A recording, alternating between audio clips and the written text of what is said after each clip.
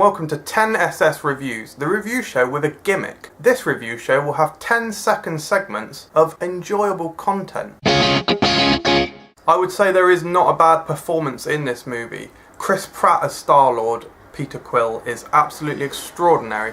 He's an extremely likeable character, cocky, witty, funny, cool, brave, so he's just fantastic. And all of the cast are so brilliantly balanced that not any one particular one does stand out. Zoe Saldana as Gamora is sexy, feisty and powerful. Bradley Cooper as Rocket. What great voice acting that is. Just snappy, hilarious, and I was actually really blown away with Bradley Cooper's voice work. Vin Diesel with his dialogue, obviously there wasn't a lot for him to say.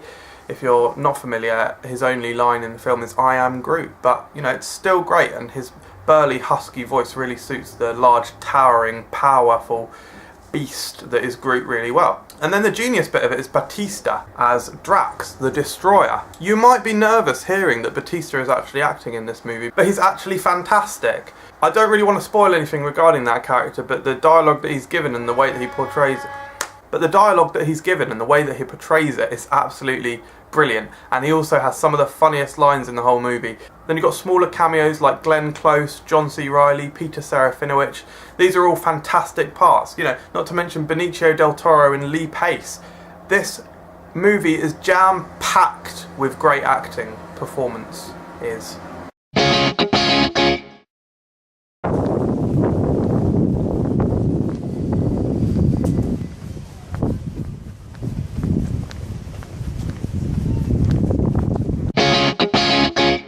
The soundtrack in this movie is absolutely incredible, and the really touching and great thing about it is that the soundtrack actually plays a part in the story of the movie.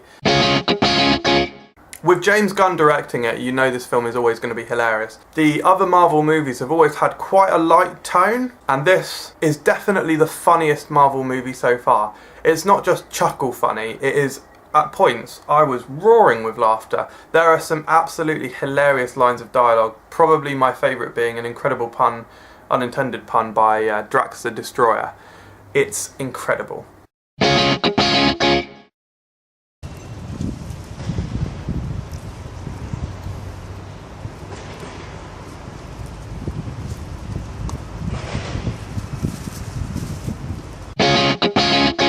Avengers, another Marvel Studios film, showed moviegoers that balancing an ensemble cast can apparently be done surprisingly well. No one is left with too little to do or say. Everyone has their moment to shine. Particularly, you know, smaller characters like Michael Rooker as Yondu is fantastic. He's intimidating and crass and just excellent. Lee Pace, I think, delivers a great performance as Ronan, the movie's villain.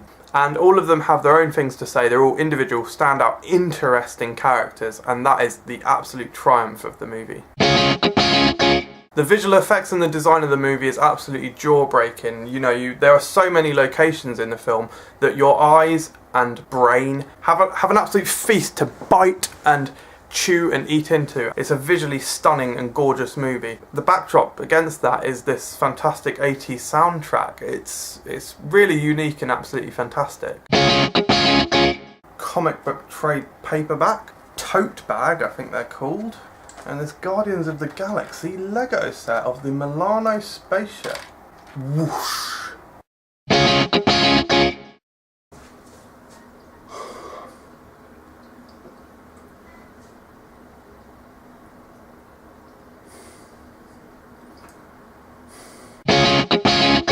There are a lot of action scenes in this movie, and the choreography is very good, huge in scope, it is well directed, and it is very, very exciting. The film is incredibly touching. You know, it is this hilarious and massive space romp, but it's also got this extremely fragile and emotional side to multiple characters. In fact, the opening of the film, it almost had me crying inside the first 2 minutes.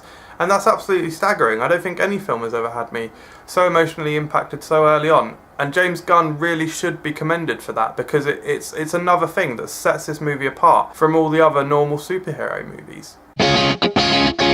Guardians of the Galaxy is bold, bright, vast in scope, entertaining and riotously funny. It is an absolutely incredible movie, one of the best Marvel Studios films, and it gets 5 stars. you.